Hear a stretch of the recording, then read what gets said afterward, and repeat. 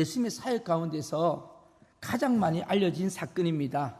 우리가 흔히 말하는 오병이어의 기적이라고 부르는 거죠. 오병. 저는 어릴 때 이 오병이어라고 그랬어요. 이게 무슨 말인지 잘 몰랐어요. 병이 5개 있는 건가? 그랬는데 보니까 오병이라는 말은 떡병자더라고요. 떡 5덩어리와 그리고 이어 물고기 2마리라는 것입니다. 물고기 2마리와 떡 5개를 가지고 기적을 일으켰는데 남자만 5,000명. 죄송하지만 이 당시에는 사람 숫자를 해룰 때에 여자하고 아이들은 들어가지가 않았어요. 그래서 남자만, 그러니까 남자 장정만 5,000명이니까 주석학자들에 의하면 남자가 오면 누가 따라오겠어요? 여자들이 오겠죠. 교회도 보면 여자들이 더 많잖아요. 여자들도 오고 또 엄마 아빠가 오면 또 누가 따라오겠어요? 네, 또 아이들이 오잖아요. 그러니까 최소한 10,000명에서 한 20,000명은 되었을 것이다. 그렇게 예측을 합니다. 물고기 2마리 하고요. 떡 5덩을 가지고 15,000명에서 20,000명을 먹인 사건입니다. 그래서 여러분 이 성경 본문이요. 신학교 시험 칠 때 꼭 필수로 나오는 시험 제목이 이거 시험 문제예요. 어떻게 문제가 나오냐면 이렇게 나옵니다. 사복음서에 다 기록되어 있는 기적은 딱 이렇게 나와요. 그러면 그게 뭐예요? 오병이어 기적입니다. 다른 복음서에는 빠져 있는 것도 있고 없는 것도 있는데 이 오병이어 기적은 다 들어있어요. 무슨 뜻일까요? 그만큼 제자들에게 강렬한 인상이 있었고 이 사건이 굉장히 흥미로운 사건이었다는 것을 우리에게 말씀해주고 있습니다. 우리 인생에서 어렵고 힘든 상황을 만나고 그 상황이 우리 힘으로 해결될 방법이 없고 그 상황을 바라보는 하나님의 마음이 있을 때 여러분 그때 기적이 일어나는 겁니다. 그래서 기적이 일어나는 최적 조건이 뭐냐? 저는 이렇게 말씀드리고 싶어요. 우리가 할 수 있는 우리 힘으로는 해결할 방법이 없고 거기에 하나님의 안타까운 눈빛이 있으면 그것은 기적의 최적의 조건이다. 여러분 오늘 본문에 보시면은요. 안타까운 일이 무슨 일이죠? 많은 사람들이 예수님께 나왔어요. 예수님 말씀을 듣고 싶어서 나왔는데 여러 고을에서 수많은 사람들이 나왔어요. 오늘 보니까 남자만 5,000명이라 그랬어요.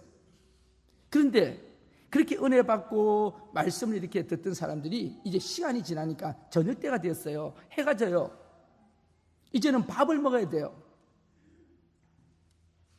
사람이요 떡으로만 사는 존재는 아닌데 떡을 먹어야 되는 존재죠. 이게 우리의 인생입니다. 여러분 교회 와서 은혜 받고 뭐 찬양해서 좋고 뭐 다 좋아도 때가 되면 밥을 먹어야 되는 게 우리 인간이잖아요. 그래서 교회에서 은혜 받고 또 뭐 이렇게 해도 또 당장 돌아가면 인생을 또 어떻게 살아야 되냐? 우리 밥은 또 어떻게 해결해야 되냐? 우리 경제 문제는 어떻게 해야 되냐? 우리 자녀들 진로 문제는 어떻게 해야 되냐? 이것이 우리 인생의 삶인 것 같습니다. 그런데 오늘 이 본문에 있는 말씀은요. 오늘 이 기적은 어디에서 일어나요? 어디에서 일어나죠? 우리 15절 말씀 같이 한번 읽겠습니다. 15절. 저녁이 되매 제자들이 나와 이르되 이곳은 빈들이요 때도 이미 저물었으니 무리를 보내어 마을에 들어가 먹을 것을 사먹게 하소서. 지금 장소가 어디입니까? 빈들입니다. 다른 성경에 보면 베세다 들녘이라고 기록이 되어 있습니다. 그런데 이 빈들에 아무것도 가진 것이 없고 참으로 힘든 이곳에서 예수님께서는 제자들을 통해서 진정 필요한 것이 무엇인지를 채우시는 예수님의 기적이 오늘 본문에 나오고 있습니다. 오늘 말씀을 통해서 여러분 아셔야 될 것은요. 가진 것이 없는 게 문제가 아니에요. 채워지지 못하는 것이 문제임을 알았으면 좋겠습니다. 여러분 가진 것이 없는 게 문제가 아니에요. 많은 사람들은 가진 것이 없는 것 때문에 문제라고 이야기합니다. 예수님은 우리에게 이 현실을 이기고 소망 주시기를 원하시는 분이십니다. 그래서 예수님의 안타까운 마음이 본문에 있잖아요. 우리를 불쌍히 여기셨다. 무리를 불쌍히 여기셨다. 오늘 영어 성경에 보니까 compassion이라고 되어 있습니다. compassion. 이 compassion은 함께 느끼는 겁니다. 주님이 그들의 불쌍히 여기시고 그 고통을 함께 느끼셨다는 말씀입니다. 그들의 좌절과 절망과 고통을 함께 느끼시고 있다는 말씀입니다. 오늘 이 아침에도 여러분 하나님의 말씀을 들으시면서 내가 할 수 있는 것은 아무것도 할 게 없구나, 그렇게 절망감이 오시는 분들, 하나님의 긍휼하심을 볼 수 있는 은혜가 있기를 바랍니다. 오늘 곤란한 상황은 뭐죠? 사람이 떡으로만 사는 존재는 아니지만 떡을 먹어야 되는 존재이기 때문에 현실적인 문제가 떡이 문제가 나왔습니다. 해결할 방법이 없습니다. 필요는 있는데 해결할 방법이 없는 것이 곤란한 상황이죠. 이때 예수님이 제자들에게 아주 도전적인 명령을 하게 됩니다. 자, 오늘 본문 상황을 보시면은요, 해가 지고 사람들은 많고, 그러니까 제자들은 선생님 이제 밥 먹을 시간 됐습니다. 집으로 돌려보내셔야 됩니다. 집으로 가서 전부 다 밥을 먹게 하든지 동네에 가서 밥을 사 먹게 하시옵소서, 그렇게 이야기합니다. 여러분, 이 말은요 누가 생각해도 타당한 겁니다. 그렇지 않아요? 시간도 많이 갔고 해도 져가고 집에 돌아갈 때가 된 것입니다. 게다가 제자들은 무리들이 배가 고플 것을 염려해서 이렇게 말을 한 것입니다. 그러니 돌려보내서 각각 사 먹게 하자고 말하는 것입니다. 아마 저와 여러분이 거기 있었다 할지라도, 제가 주님 옆에 있었다 할지라도 이렇게 이야기했을 거예요. 주님, 집에 가야 될 것 같은데요, 사람들 밥 먹어야 될 것 같은데요, 그렇게 이야기했을 것 같아요. 그런데 오늘 주님께서는 제자들의 말에 대해서 뭐라고 말씀하십니까? 자, 16절 말씀 우리 같이 한번 읽겠습니다. 16절 말씀을 같이 우리 한 목소리 읽겠습니다. 예수께서 이르시되 갈 것 없다. 너희가 먹을 것을 주라. 너희가 먹을 것을 주라. 오늘 말씀의 제목이죠. 너희가 먹을 것을 주라. 여러분, 이게 말이 됩니까? 현실적으로 해결할 수 있는 문제가 아닙니다. 여러분 한번 생각해 보세요. 제자들이 그 말을 듣고 얼마나 절망했겠어요. 눈앞에 사람이 한 100여 명 정도 있는 것도 아닙니다. 남자만 5천 명입니다. 최소한 10,000명입니다. 상상도 못할 사람들이 있습니다. 그 많은 사람들을 먹이는 것은 불가능합니다. 왜요? 주변 상황을 보세요. 그곳은 동네가 아닙니다. 해는 이미 저물었고 그곳은 빈들입니다. 사람이 몇 명 안 된다 할지라도 먹을 것을 구할 수 없는 곳인데, 돈이 있어도 음식을 구할 수 없는 곳이 빈들입니다. 거기다가 가장 심각한 것은 제자들의 형편입니다. 아무것도 가진 게 없는 것이 제자들입니다. 우리가 아는 대로 제자들은 가난했습니다. 예수님과 함께 노숙하며 살았던 사람이에요. 한 사람은 있네요. 집 있는 사람 한 사람은 있네요. 베드로 빼놓고 다 집도 없어요. 그냥 주님과 함께 떠돌아다니던 노숙자들이었어요. 예수님은 인자는 머리 둘 곳도 없다고 하시는 분이에요. 그런데 돈이 어디 있어요? 예수님께서 이상한 말씀을 하십니다. 너희들이 먹을 것을 주라. 이게 이해가 되십니까? 저는 말씀을 준비하다가 도저히 이해가 되지 않아요. 그런데 여러분, 예수님께서요, 하나님께서요, 우리가 뭔가 우리를 통해서 기적을 일으키실 때는 우연히 일으키시는 분은 아니십니다. 하나님의 의도가 있으십니다. 성경을 자세히 보세요, 여러분들. 하나님의 기적은 우연히 일어나는 게 아니고 하나님의 의도가 있는 겁니다. 그래서 오늘 예수님 우리에게 뭔가를 묻거나 명령하실 때 이유가 있다는 겁니다. 사람들은 돌려보내도 되는데 굳이 이곳에서 사람들을 먹이라고 명령하신 것은 뭔가 주님의 의도가 있다는 것을 알아야 합니다. 하나님께서 행하시는 아주 이해가 안 되는 그런 명령들이 있어요. 오늘도 여러분, 오늘 우리에게 그렇게 물으실 수 있어요. 너 이렇게 하라. 저 못해요. 제가 능력이 안 되잖아요. 그런데 그렇게 물으실 때, 명령하실 때 여러분, 왜라고 묻는 것이 아니고 어떻게라고 물어봐야 합니다. 하나님의 명령에 왜요? 이렇게 말씀하지 마시고 어떻게 하시면은 그 어떻게를 통해서 기적을 체험할 수가 있게 되는 것이죠. 오늘 여러분, 도저히 내가 상식적으로 생각이 안 따라갑니다. 동의할 수가 없습니다. 그런데 주님이 그렇게 하라고 하실 때는 분명히 뜻이 있기 때문에 그렇게 말씀하신 것입니다. 오늘 이 기적도 마찬가지죠. 굳이 예수님은 돌려보내도 되는 사람을 왜 돌려보내지 아니하시고 이 광야에서 먹이라고 하십니까? 그리고 제자들에게 너희가 먹을 것을 주라고 하십니까? 이제 필요한 것은 왜가 아니고 드디어 어떻게라는 것이 적용되기 시작합니다. 주님께서 기적을 행하는 방법을 우리가 오늘 본문에서 보셔야 합니다. 먼저 주님은 우리에게 너희들이 하라고 이야기합니다. 너희들이. 다른 사람이 하지 말고 너희들이 하라고 말씀하십니다. 충북 음성 꽃동네가 시작된 사연이 있습니다. 하루는 어떤 거지 한 사람이 신부님 숙소를 찾아왔어요. 신부님에게 구걸을 합니다. 신부님, 저한테 밥을 좀 주세요. 근데 이 신부님이 밥을 줬는데 한 사람씩 밥을 줬더니 이 사람이 요구를 합니다. 한 사람 분 갖고 안 되고 저에게는 지금 한 10명분의 밥이 있어야 된다고 이야기를 합니다. 그래서 이 신부님이 그랬어요. 이 사람 굉장히 욕심이 많네. 거지가 한 끼만 줘도 고맙다고 가야 될 건데 10사람이 먹을 걸 달라 하니까 아주 괘씸하잖아요, 좀 속으로. 그런데 지금은 밥이 없다 그랬더니 그 사람이 다른 집을 찾아다니면서 10명분의 밥을 구해가지고 가는 겁니다. 이 신부님이 가만히 보니까 뭔가 저 사람이 꿍꿍이 속이 있다, 뭔가 이상하다 해서 뒤따라가 봤어요. 뒤따라가 봤더니 그 형편없는 정말 다리 밑에 움막을 쳐놓고 있는 그 거지 집단이 있었는데 거기 가니까 놀랍게도 거기에 9명의 거지들이 누워있는 거예요. 누워있는 거예요. 발을 움직일 수 없는 사람들이 누워있는 거예요. 그 9명이 거기 누워있고 이 사람이 그 사람들의 밥을 일일이 다 이렇게 갖다 주면서 먹이는 거예요. 그때 이 신부님이 물었어요. 아니, 당신의 몸도 성하지 않은데 어떻게 이 9명의 사람을 도울 수 있습니까? 이 질문에 그 거지는 아주 충격적인 대답을 했습니다. 신부님, 저는 그래도 걸어 다닐 수 있잖아요.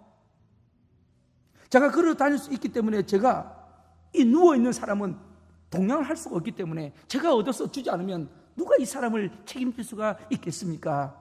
그 이야기에 신부의 가슴이 송구스러 찌르는 도전을 받았습니다.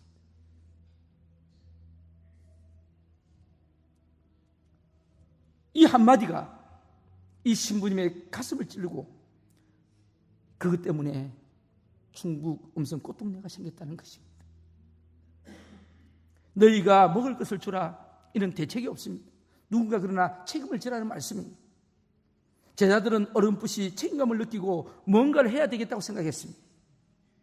그래서 저 사람들을 보내야 된다고 이야기했을 때 주님이 말씀하신 겁니다. 여러분, 뭔가 해야 된다고 느낄 때, 우리가 주님을 믿으면서 뭔가 해야 된다고 느낄 때, 그때는 기적이 시작되는 순간인 줄로 압니다.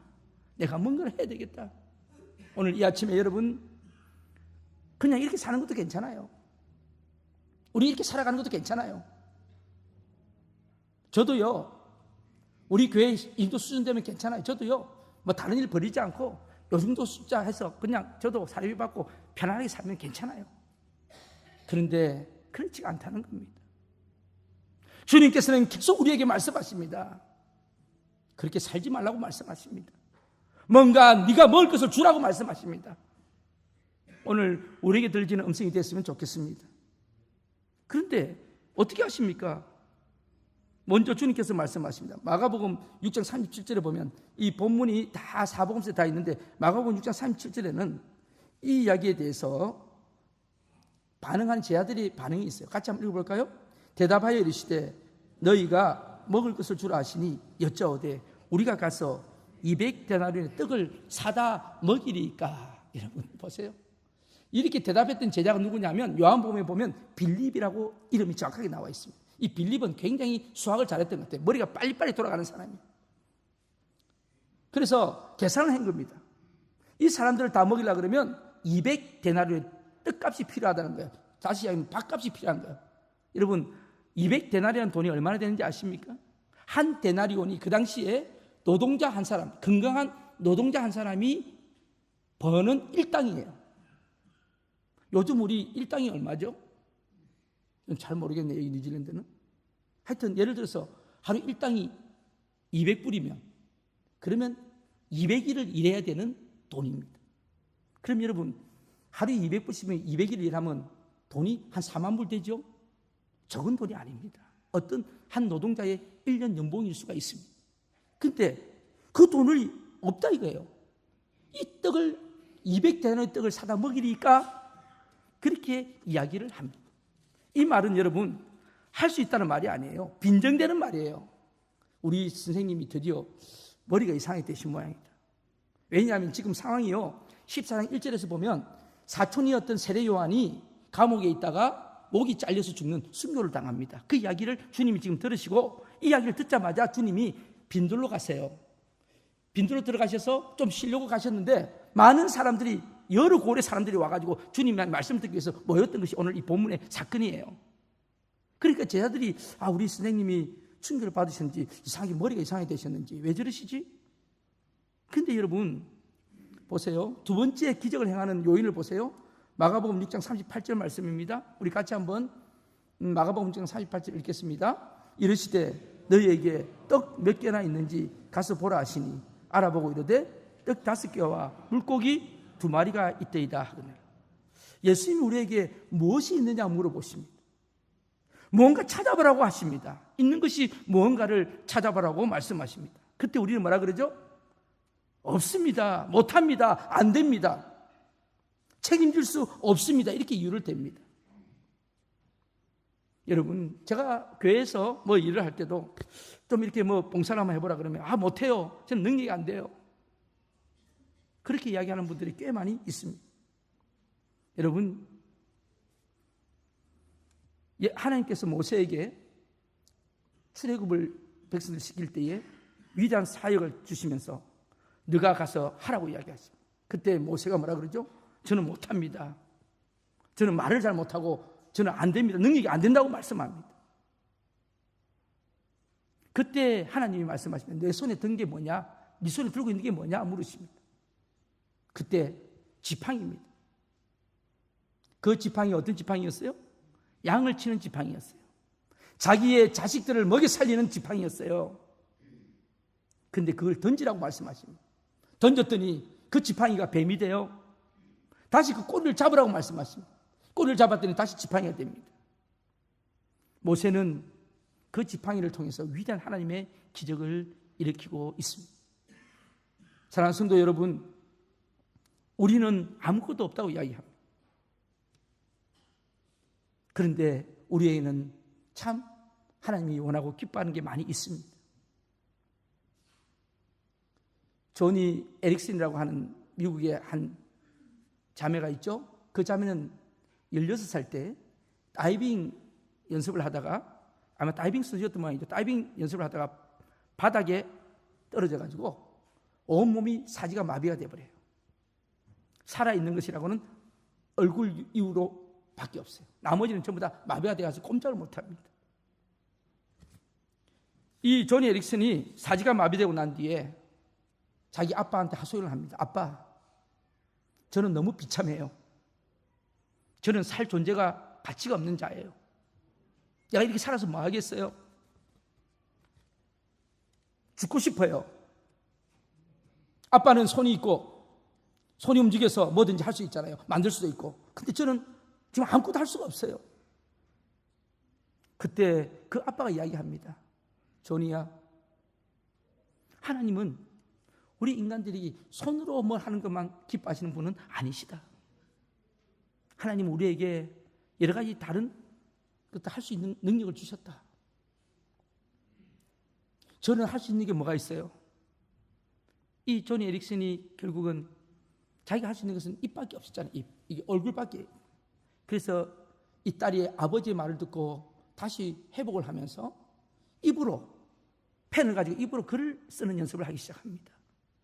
입으로 글도 쓰고 그림도 그립니다. 여러분, 입으로 쓴다는 게 그게 쉬운 게 아닙니다. 침이 얼마나 흐르는지 모릅니다. 그게 쉽지가 않잖아요. 그런데 이 조니가 그렇게 회복을 하면서 새로운 세상을 살게 됩니다. 그때 어느 유명한 길렉트 볼펜 회사에서 우리 펜을 물고 이렇게 광고를 한번 내면 좋겠다. 그때 이 조니가 이야기합니다.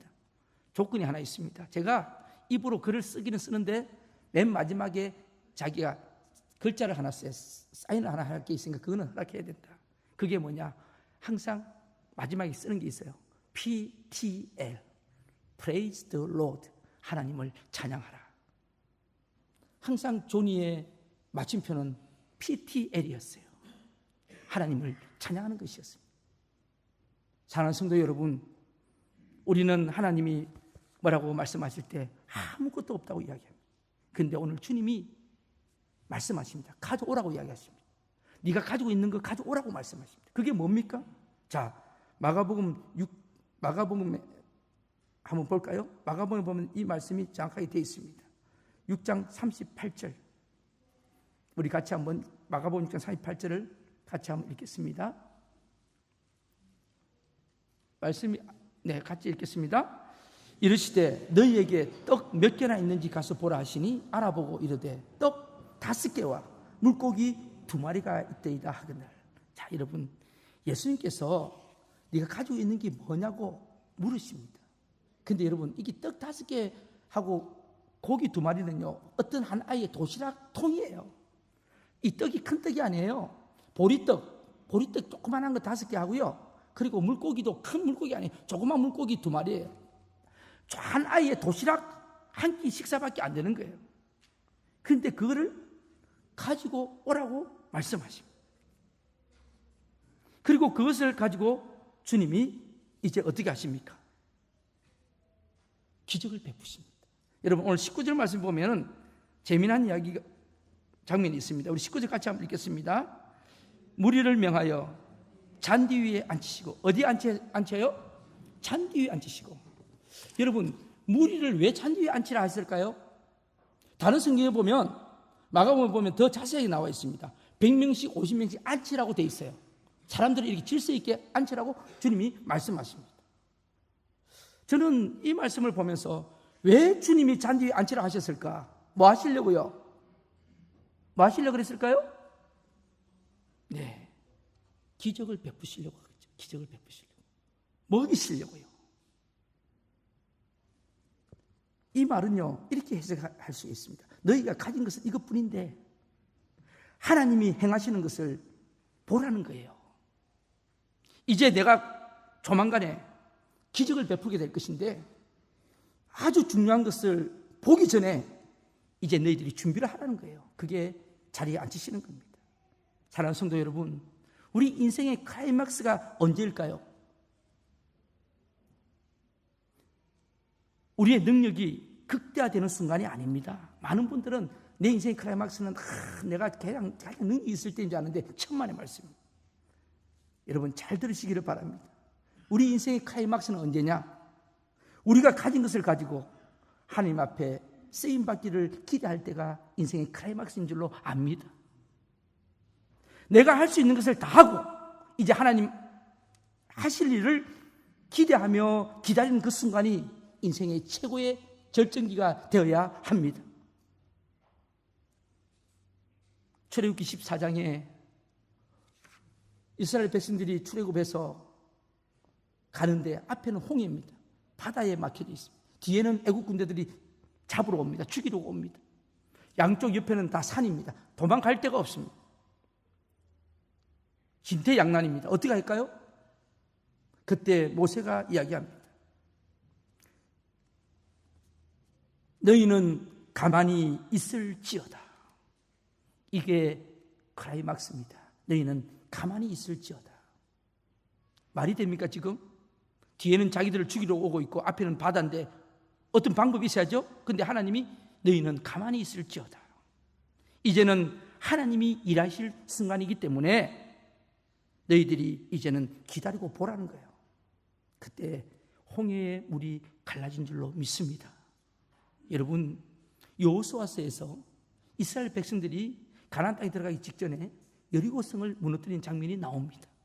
근데 그 여리고성은 천의 요새이기 때문에 무너뜨릴 수가 없어요. 이스라엘 백성의 힘으로는 할 수가 없어요.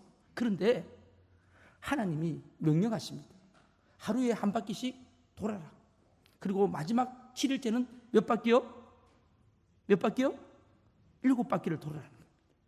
그런데 그때 여호수아에게 하신 명령이 있습니다. 하나님이 백성들에게 하신 명령이 있다고요. 무슨 명령이었습니까? 아무 말도 하지 말라. 아무 말도 하지 말고 조용히 돌아라.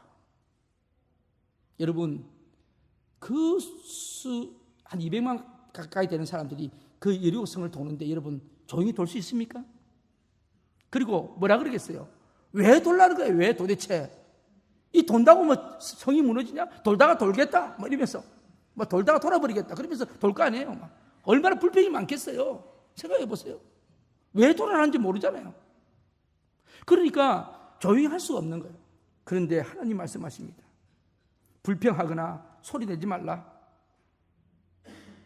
여러분, 우리가 조용히 앉아야 할 그 시간은 이제는 하나님이 일하시는 순간이 되었기 때문에 나의 가진 것을 내어놓고 내 능력을 함께 맡기고 기대하는 그 순간이 인생의 가장 멋진 순간인 줄로 압니다.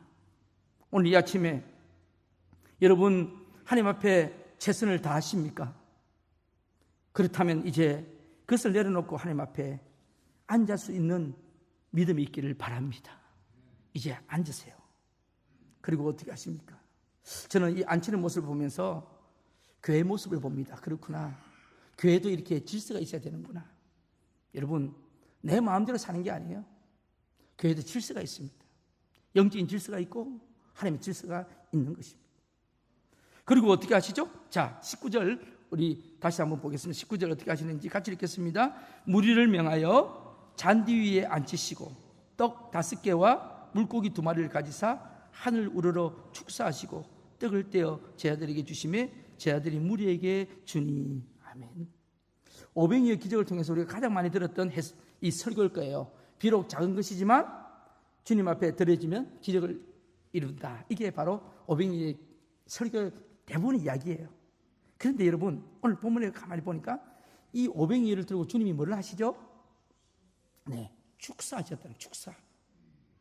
여러분, 이 떡을 가지고 축사를 하시는데 이 축사라는 말은요 2가지의 단어가 결합되어 있는 겁니다. 하나는 축복하셨다는 거고 하나는 감사하셨다는 겁니다.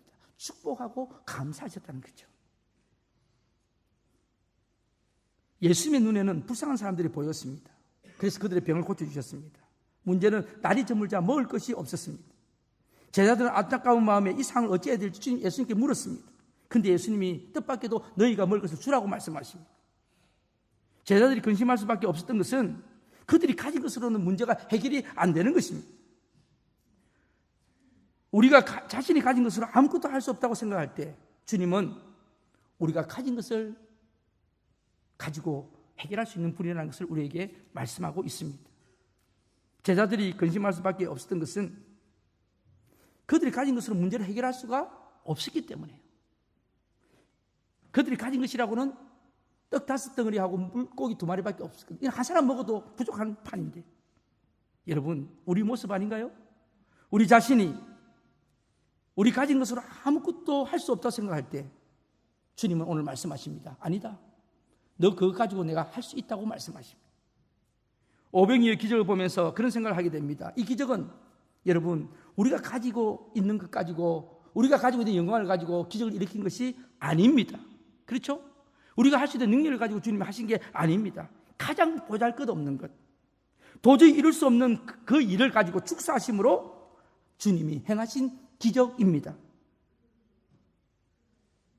때로는 우리가 너무 부끄럽게 생각하는 것 가지고 주님은 기적을 행하시는 분이십니다.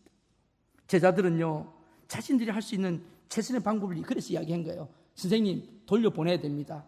마을로 돌려보내서 사먹게 해야 됩니다. 제자들처럼 우리도 늘 이것이 최선이라고 말할 때가 많이 있습니다. 교회에서 특히 그렇습니다. 우리의 최선은 늘 우리의 가진 것입니다. 그래서 우리의 해결책이 뭡니까? 우리 소유의 건강을 가지고 합니다. 내가 이렇게 능력이 되니까 이거 가지고 뭘 해야지, 이렇게 가지고 살아야지. 그게 우리 최선이라고 생각합니다.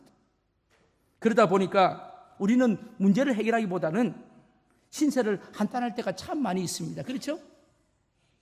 제자들이 제시한 방법은 해결책이 아니고 신세 한탄이고 하소연이었습니다. 주님, 우리 가진 건 이거밖에 없어요. 이거 가지고 뭐 하겠어요? 오늘도 이 아침에 그렇게 말씀하시는 분들 계시죠? 왜 우리 가정은 그렇습니까? 다른 가정들은 부모를 잘 만나서 부자인데 왜 우리 가정은 돈이 없어서 이렇게 힘듭니까? 왜 다른 사람들은 건강한데 왜 저는 이렇게 병이 들어서 힘듭니까?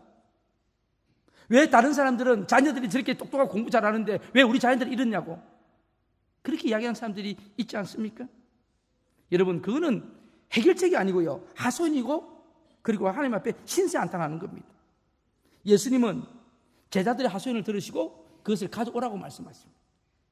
중요한 것은 하찮은 제자들의 소유를 예수님께서 축복하셨다는 것입니다.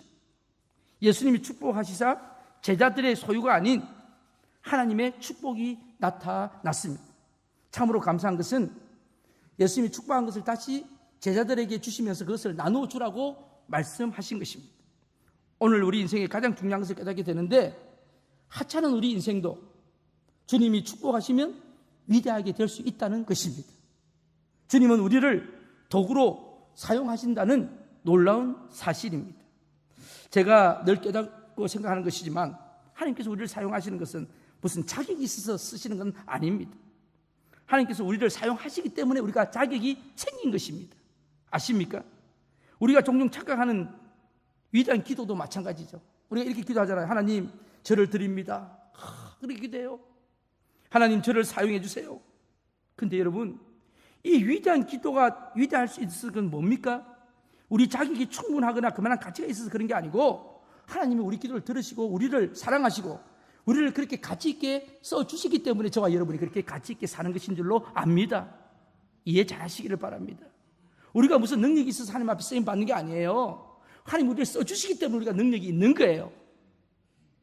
제가 이 자리에서 여러분에게 설교할 수 있는 자격이나 능력이 있는 사람이 아니잖아요. 하나님이 이 자리에 갖다 세워놨기 때문에 제가 이렇게 여러분에게 설교할 수 있는 것인 줄로 압니다. 사랑하는 성도 여러분, 오늘 이 아침에 우리가 위대하게 쓰임받는 것은 우리가 능력이 있어서 쓰임받는 게 아니고 하나님 우리를 이 자리에 불러주시기 때문에 위대하게 쓰임을 받는 줄로 압니다. 예수님께서 빈들에서 굶주린 남자만 5,000명이 넘는 사람들을 우리에게 먹이라고 하신 것은 아무리 생각해도 저는 자격이 없는 제자들에게는 아무리 생각해도 이건 불가능한 겁니다. 그렇잖아요? 그런데 참 작고 부족한 이 보리떡 5개와 물고기 2마리를 주님은 귀하게 여기시고 그것을 가져오라고 말씀하시면서, 여러분, 오병이어가 충분한 능력이 아니고 그것을 보시고 감사하시고 축복하신 주님이십니다. 요한복음 6장에는 상세하게 나와 있어요. 한 어린아이가 가져온 것이라고 기록이 되어 있습니다. 오늘 본문에는 누구의 것인지 분명하게 나와 있지는 않습니다. 하지만 그것을 가지고 하늘 우러러 기도하셨습니다. 예수님께서 하늘 우러러 기도하셨을 때 기적이 일어났습니다. 보잘것없는 보리떡 5개와 물고기 2마리가 그곳에 모인 모든 무리를 먹이고도 12강주리가 남을 정도로 넘치는 기적이 일어났습니다. 참 하찮은 것이 하나님의 영광을 위하여 쓰임받는 것은 주님께서 하늘 우러러 감사하시고 축복하셨기 때문입니다. 오늘 오병이어가 주님 손에 들려질 때 감사와 축복이 일어난 것이죠. 사랑하는 성도 여러분, 내가 오늘 이것밖에 안 된다, 여러분 너무 실망하지 마세요. 우리도 다 오병이어 같은 존재들 아닙니까? 근데 그게 누구 손에 들리느냐에 따라서 위대한 인물이 될 수가 있다는 것이고 위대한 하나님의 기적을 체험할 수가 있는 줄로 믿습니다. 그러면 결론으로요, 우리 인생의 해결책이 뭘까요? 우리는 그럼 우리 인생을 어떻게 살아야 할까요? 오늘 이 말씀을 붙잡고 가셔야지 설교가 될 거 아닙니까? 자, 여러분에게 묻습니다. 우리 인생의 해결책이 뭘까요? 우리가 가진 것을 가지고 해결하려고 하지만 도저히 계산이 나오지 않습니다. 그렇죠? 여러분 계산 되십니까? 제가 한국에서 부교육자 할 때 저희 집사람이 늘 하는 이야기가 그겁니다. 계산이 안 되는데 계산이. 뭐가 계산이 안 되냐? 저희들은 한 달 먼저 쓰고 나중에 사례비 나오면 그거 가지고 카드로 갚고 이러는데 계산이 안 될 때가 있어요. 이렇게 해보니까 계산이 안 돼요. 도저히 애를 공부를 시킬 수가 없고 먹고 살 수가 없어요. 계산이 안 돼요. 항상 마이너스예요. 그런데 지나고 나면 다 하나님이 넘어가게 해주세요. 넘어가게. 살게 해주시더라고. 여러분 오늘 이 아침에 계산하시는 분들 계산 되세요? 지금 계산 안 되는 분은 꽤 있을걸요? 우리 인생은 계산이 안 됩니다. 특히요, 사명자로 살아가는 우리를 절망하게 하는 것이 뭡니까? 아무리 생각해도 나는 능력이 없는데, 아무리 생각해도 내가 못하는데 하나님이 하라 하십니다. 너가 하라고 말씀하십니다. 너희가 먹을 것을 주라고 말씀하십니다. 어떻게 해요? 없는데. 주님 어떻게 줘요? 근데 깨닫고 보니까 그렇습니다. 중요한 것은 우리가 가진 것에 대한 한계를 하소연하는 것이 아니고 그 한계를 가지고 주님 앞에 나오라는 말씀입니다. 주님 앞에. 여러분, 계산 안 되는 그것을 주님 앞에 내려놓으라는 겁니다. 그러면 주님이 축사하시겠다는 말씀입니다. 오늘 이 아침에 우리의 건강이 문제입니다. 계산이 안 돼요. 이제 겨우 뭔가 좀 먹고 살려 하는데 갑자기 몸이 뻥 아파요. 아파서 병원비가 막 들어가요. 또 뭐 좀 이렇게 하려는데 계산이 없던 게 나와요. 갑자기 차가 막 누가 박아가지고 차값이 들어가요. 이게 우리 인생의 삶입니다. 그런데 오늘 여러분, 기적은 아주 작은 것에서부터 시작이 됩니다. 내가 가지고 있는 아주 작은 것, 바로 거기에서부터 놀라운 기적이 나타나게 되는 것입니다. 이제 내가 가진 것이 무엇인지를 보세요. 여러분, 무엇을 가지고 계십니까? 하나님은 그것부터 기적을 만드시는 분이십니다. 그것이 주님 손에 들려질 때 역사는 일어나는 것입니다.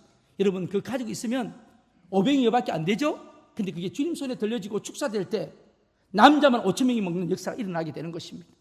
오늘 이 아침에 저는 여러분에게 말씀드립니다.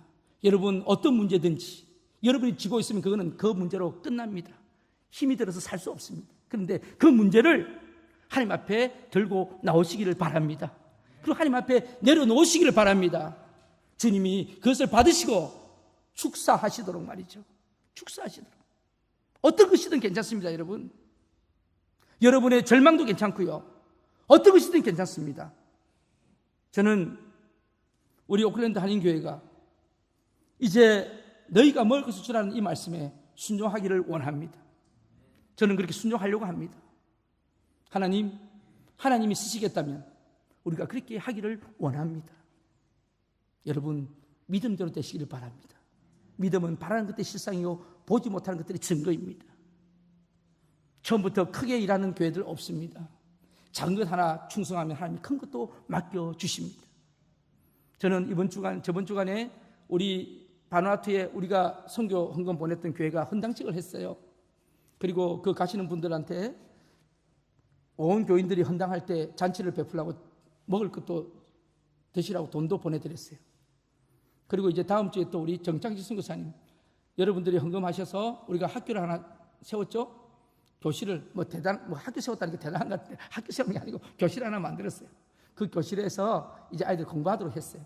이제 다음 주 오셔서 선교 복을 하게 될 것인데 참 감사합니다. 우리 교회가요, 그래도 받는 교회에서 주는 교회로 바뀐 게 얼마나 감사한지, 그리고 베풀 수 있는 교회가 된 게 얼마나 감사한지. 이번에 우리가 오스카 드림아이를 하면서 제가 참 그걸 느꼈어요.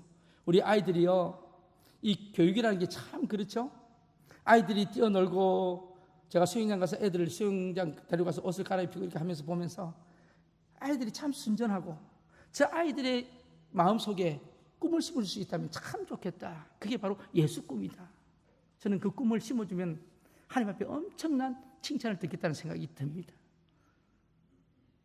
어떤 원로 목사님이 은퇴 목사님이 오셔가지고 아이들한테 동화를 해주는데요, 애들이 쏙 빠져요. 동화하는데 동화 속에 쏙 빠져요. 그분이 3번에 와서 동화를 해줬는데, 야, 제가 애들 이게 인상을 보니까 애들이 쏙 빠져 있어요. 동화에 다윗과 골리앗 이야기하죠. 그 다음에 그 예수님이 그 500 이야기하시죠. 그런데 애들이 쏙 빠져요. 그 애들 마음속에 뭐가 나중에 남을까요? 저는 그 애들의 비전을 봅니다. 아, 그렇다. 교육보다 더 위대한 힘은 없다. 여러분, 사람을 키우는 것보다 더 큰 투자는 없습니다. 그래서 이제 우리 예배 끝나고 재직회도 하겠지만 우리가 이 예산들을 하나님의 영광에서 어떻게 쓰임받아야 할 것인가 고민하는 시간들이 됐으면 좋겠습니다. 우리 오클랜드 한인교회가 이제는 하나님 주신 이 훈련을 잘 받을 수 있는 그릇이 되기를 축복합니다. 마지막으로 예도의 목사님이라고 이분이 시를 하나 썼는데 그 시를 여러분에게 소개해드리면서 말씀을 마치려고 합니다. 제목이 구름이 가면 나도 가고, 그런 제목이에요. 구름이 가면 나도 가고라는 그 시 속에서 나오는 내용인데 제가 한번 읽어드리고 싶습니다. 하나님이 나를 부르실 때 언제나 무에서 일을 시키셨다. 그리고 하나님은 일을 이루어 가셨다. 천지를 창조하신 것처럼 땅이 혼돈하고 흑암이 깊은 수면 위로 운행하시면서 말씀으로 하나하나 일을 이끄셨다. 모든 일은 하나님이 맡아서 진행해 나가므로 우리는 부르심 받은 자로 맡겨진 사역만 잘 감당하면 되지 않겠는가? 우리는 부르심 받은 자로 맡겨진 사역만 잘 감당하면 되지 않겠는가? 그 말씀이 제 마음속에 깊이 다가옵니다. 제자들은 행복했습니다. 오늘 여러분 결론을 보면 제자들이 그 주님이 주시는 걸 가지고 나눠줄 때 얼마나 기뻤을까요? 와 그러면서 아마 제가 볼 때는 춤을 추면서 나눠줬을 거예요. 야, 이런 일이 벌어지냐 그러면서 얼마나 기뻤을까요? 저는 제자들이 덩실덩실 춤을 추면서 나눠주는 그 모습을 환상으로 봅니다. 저는 오늘 우리 오클랜드 한인교회가 이렇게 덩실덩실 춤을 추면서 하나님의 사역들을 해나갈 수 있는 그런 교회가 되기를 축복하고 꿈을 꿉니다. 그들이 하지는 않았습니다. 주님께서 하셨습니다. 그러나 얼마나 기뻤을까요? 주고자 하면 줄 게 없어도 줄 수 있게 하시는 분이 하나님 아버지십니다. 여러분, 지금 제가 가진 거 없어요. 우리 가진 거 없어요. 그래도 우리 가진 것으로 주님 앞에 바쳐질 때 주님은 우리를 통하여 놀라운 일을 하게 될 것입니다. 오늘 이 자리에 계신 여러분들, 우리 이 숫자요, 적은 숫자 아니에요? 지금 여러분 모여있는 이 숫자들 적은 숫자 아니에요?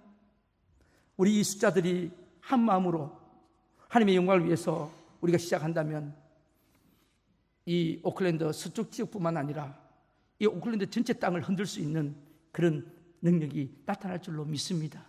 저와 여러분은 그렇게 할 수가 있습니다. 왜냐하면 우리 주님은 위대하신 분이시니까요. 기도하시겠습니다. 아버지 하나님 감사합니다. 예수님께서 오늘 오병이어로 가장 하찮은 것을 가지고 축사하시면서 수많은 사람들을 먹이는 모습을 보면서 오늘 우리의 모습들을 다시 돌아봅니다. 우리는 얼마나 주님 앞에 하소연하며 신세한탄을 하면서 살았는지 모릅니다. 오늘 이 시간에 하나님의 놀라운 능력을 바라볼 수 있는 은혜들이 있기를 원합니다. 주님의 귀한 뜻을 바라보기를 원합니다. 주님이 우리가 이해하지 못하는 명령을 하실 때에 주님이 의도하신 뜻이 있기 때문에 하신 줄로 믿습니다. 우리가 생각하지 못한 일들도 주님이 하라고 하실 때는 주님의 귀한 뜻이 나타날 줄로 믿습니다. 오늘 오병이어를 기적했던 제자들과 수많은 사람들처럼 우리 교회도 하나님 앞에 그렇게 쓰임받는 저희들이 되기를 원합니다. 오늘 이 아침에 주님 앞에 여러 가지 낙심과 절망과 어려움을 가지고 나온 분들이 있습니까? 내가 하는 것이 아니라 주님이 하시는 것을 알게 하옵소서. 주님 앞에 이 모든 것을 내려놓는 은혜들이 있게 하시고 믿음들이 있게 하옵소서. 간절히 기도합니다. 오늘 이 아침에도 여러 가지 무거운 짐을 지고 나온 분들이 있으십니다.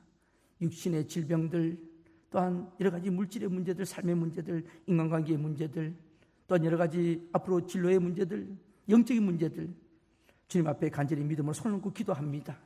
이 시간 예수 그리스도의 이름으로 우리의 연약한 모든 질병들이 치유되게 하여 주시고, 또한 주님의 이름으로 우리의 영육이 강건해지기를 간절히 축복하며 기도합니다. 도와주시옵소서. 새롭게 치유되고 회복되는 은혜들이 있게 하옵소서. 간절히 기도하옵기는 이 자리를 사모하지만은 육신의 연약함 때문에 나오지 못한 우리 권속들도 있습니다. 하나님, 어느 곳에 있든지 그의 눈물을 보시고 그의 아픈 상처를 치유해 주시고 회복하는 은혜들이 있기를 간절히 기도합니다. 아버지 하나님, 우리 귀한 성도들 가정가정마다 주님께서 붙잡아 주시고 인도하시고 붙잡아 주시고 도와주시옵소서. 이 시간 귀한 예물 드립니다. 참으로 적은 물질입니다. 그런데 주님, 이 물질이 주님 손에 들려진다면 위대한 역사가 일어날 줄로 믿고 감사를 드립니다. 주님, 많은 영혼들이 구원할 수 있는 은혜들이 있게 하옵소서. 많은 영혼들을 구원할 수 있는 그런 귀한 재물이 되게 하여 주시옵소서. 예수님 이름으로 축복하며 기도 올려옵나이다.